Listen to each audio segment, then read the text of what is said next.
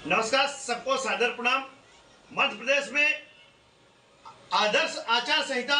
लागू हो चुकी है। मध्य प्रदेश में 2023 के विधानसभा चुनाव होने हैं, जिसकी तैयारियां चल रही हैं।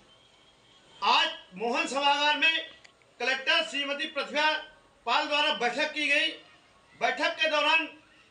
बताया गया कि किस तरह से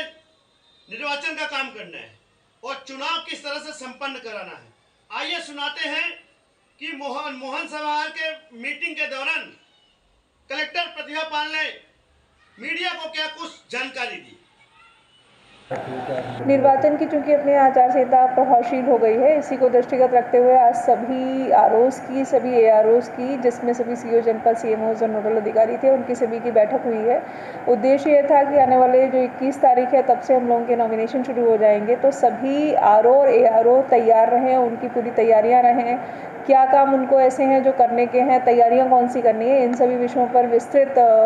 निर्देश दिए गए। साथ ही साथ एमसीसी का वायलेशन कहीं भी पूरे ज़िले में ना हो। सभी विधानसभाओं में किस प्रकार से राजनीतिक दलों को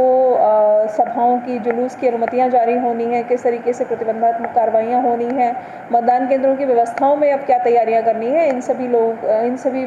विषयों पर विस्तृत दिशा निर्देश दिए गए हैं।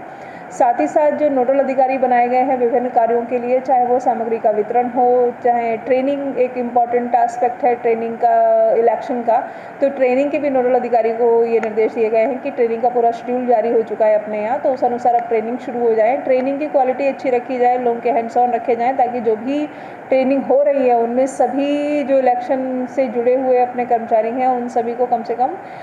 ईवीएम का संचालन आता हो, ताकि मतदान के दिन जो ईवीएम में कभी कभी दिक्कतें आती हैं वैसा कहीं सामना हम लोगों को किसी मतदान केंद्र पर ना करना पड़े। तो इस तरीके से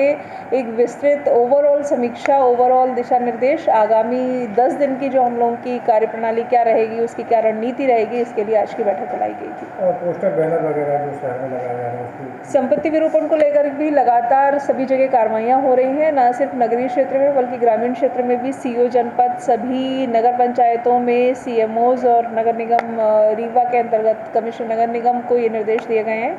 कि संपत्ति विरूपण की सख्त कार्रवाइयाँ करें, और जितने भी सरकारी भवन अपने थे उन पे से किसी भी प्रकार के पोस्टर बैनर इस प्रकार के नहीं हैं, सभी हटा लिए गए हैं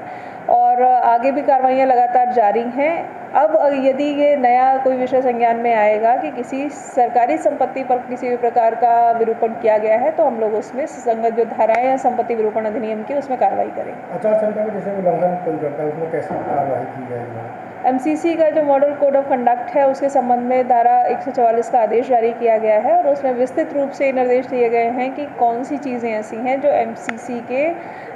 वायलेशन की श्रेणी में आती हैं, और सभी को दिशा निर्देश भी ये दिए गए हैं कि इस तरीके का कोई भी काम ना करें जिससे कि आचार संहिता का उल्लंघन हो, जिसमें